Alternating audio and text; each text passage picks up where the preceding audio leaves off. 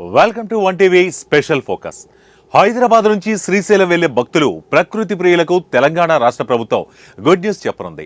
నల్లమల అడవుల గుండా 55 కిలోమీటర్ల భారీ ఫ్లైఓవర్ కు ప్రణాళికలు రచిస్తోంది. ఈ వంతెన పూర్తయితే తెలంగాణ రాష్ట్రంలోని అతి పెద్ద వంతెనగా రికార్డు సృష్టించనుంది. ఈ కారిడార్ పూర్తయితే ప్రకృతి అందాలను చూసుకుంటూ నల్లమల అడవి గుండా హాయిగా మల్లన్న దర్శనానికి వెళ్లొచ్చు.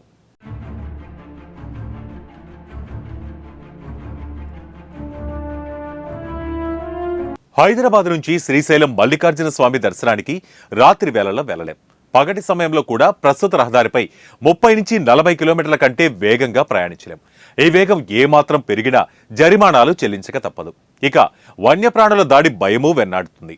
ఈ ఇబ్బందుల నుంచి ఊరట కలిగించేలా తెలంగాణ ప్రభుత్వం కొత్త ప్రతిపాదనలను తెరపైకి తెచ్చింది.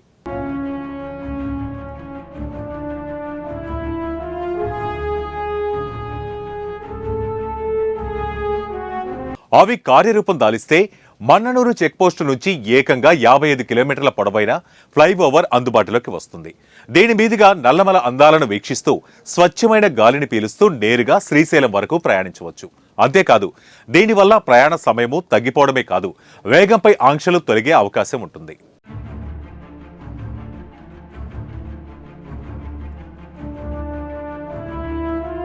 రాష్ట్ర ప్రభుత్వం చేసిన ప్రతిపాదన కార్యరూపం దాలిస్తే మన్ననూరు చెక్పోస్టు నుంచి ఏకంగా 55 కిలోమీటర్ల వంతెన ద్వారా శ్రీశైలం మల్లన్న దర్శనానికి వెళ్లొచ్చు. అది కూడా దట్టమైన అడవుల అందాలను వీక్షిస్తూ ప్రకృతి ఇచ్చే స్వచ్ఛమైన గాలిని పీలుస్తూ నేరుగా శ్రీశైలం చేరుకోవచ్చు. పైగా ప్రయాణ సమయం కూడా తగ్గుతుంది. అంతేకాదండోయ్, వాహన వేగంపై ఉన్న ఆంక్షలు తొలగించే ఛాన్స్ చాలా ఎక్కువ.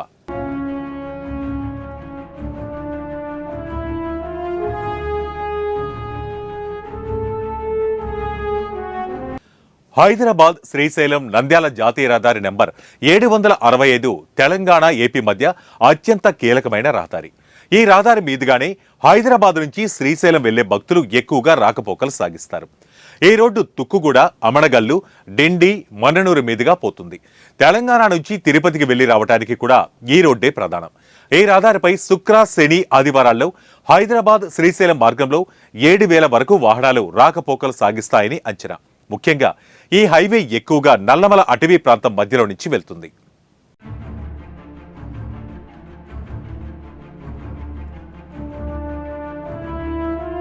ఈ మార్గ మధ్యంలో అమరాబాద్ టైగర్ రిజర్వ్ ఉండడం, పెద్ద పులులు, ఇతర వన్యప్రాణుల సంచారం ఎక్కువ. అందుకే ఈ ప్రాంతంలో రోడ్డు విస్తరణకు గతంలో ప్రభుత్వాలు చేసిన ప్రయత్నాలు ఫలించలేదు. ఈ క్రమంలో ప్రస్తుత ప్రభుత్వం ఎలివేటెడ్ కారిడార్ ప్రతిపాదన తెరపైకి తీసుకొచ్చింది. ఈ మార్గంలోని హైవేలో ఏకంగా 55 కిలోమీటర్ల పొడవున వంతెన నిర్మించేలా తెలంగాణ రాష్ట్ర R&B అధికారులు ప్రతిపాదనలు తీసుకొచ్చారు. వాటిని వారం రోజుల క్రితం కేంద్రం ఉపరితల రవాణా శాఖకు, నేషనల్ టైగర్ కన్జర్వేషన్ అథారిటీకి సమర్పించారు.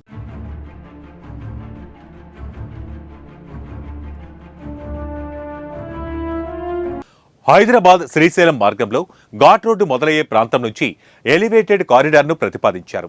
అంటే మన్ననూరు చెక్పోస్టుకు ముందున్న బ్రాహ్మణపల్లి నుంచే కారిడార్ ప్రారంభమవుతుంది. ఆ తర్వాత దోమలపెంట, తర్వాత వచ్చే పాతాళగంగ అంటే తెలంగాణ సరిహద్దు వద్ద ముగిసేలా ప్రణాళికను సిద్ధం చేశారు. ఈ కారిడార్ ఘాట్ రోడ్డులో దట్టమైన అమరాబాద్ అభయారణ్యం మీదుగా సాగుతుంది. జనావాసాలు ఉన్న మన్ననూరు, దోమలపెంటల బైపాసులను మూల మలుపులు ఉన్న చోట నేరుగా వంతెన వెళ్లేలా ప్రతిపాదనలు పంపారు.